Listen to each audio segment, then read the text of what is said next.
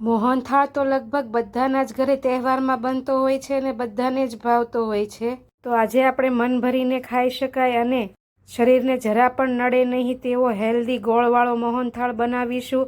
2 cup જેટલા જાડા લોટને ચાળણીથી ચાળીને લઈ લઈશું અને તેની સામે 1 કપ જેટલા ગોળની ઝીણી કતરણ કરી લઈ 1.5 કપ જેટલું ઘી ગરમ કરીને લઈ લઈશું. પેનમાં પહેલાં ઘી ગરમ કરવા માટે મૂકી ઘી ગરમ થાય એટલે એક હાથથી ધીમે ધીમે તેમાં લોટ એડ કરીને લોટને 7 થી 8 મિનિટ માટે શેકી લઈશું.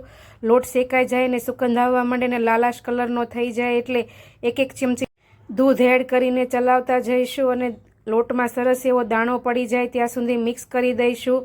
1/4 કપ જેટલી દૂધની મલાઈને લઈને તેને પણ તેમાં એડ કરીને સરસ રીતે બધું જ એકસરખું થઈ જાય ત્યાં સુધી મિક્સ કરી લઈ ગેસની ફ્લેમ બંધ કરીને ગોળ એડ કરીશું અને ગરમે ગરમમાં બરાબર મિક્સ કરીને પછી ગ્રીસ કરી થાળીમાં પાથરી લઈશું. ચારોળી નાખીને સેટ કરીશું.